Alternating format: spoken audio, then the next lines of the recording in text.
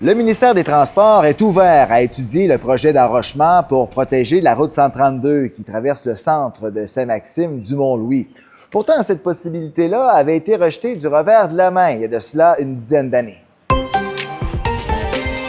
La municipalité nous disait plus tôt cette semaine qu'un enrochement serait mieux adapté aux besoins des citoyens plutôt qu'une recharge de plage.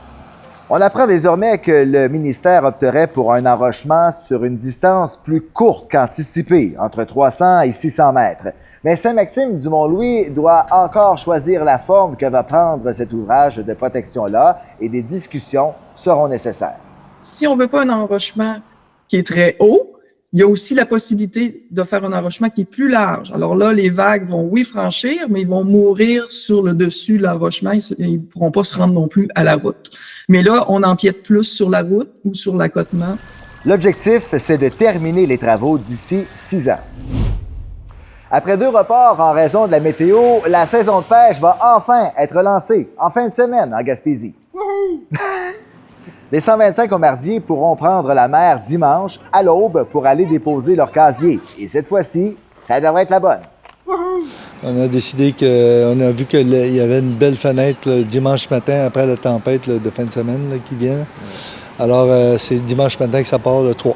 Les premiers débarquements sont attendus lundi en Gaspésie. Du côté des îles de la Madeleine, la pêche au homard a aussi été reportée, mais au 9 mai.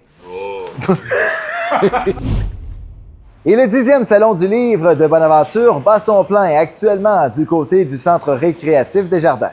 On attend au total plus de 70 invités, dont les auteurs Anaïs Barbeau-Lavalette, Biz et Hugo Meunier. C'est l'autrice et poète gaspésienne France Caillouette qui est porte-parole de l'événement cette année.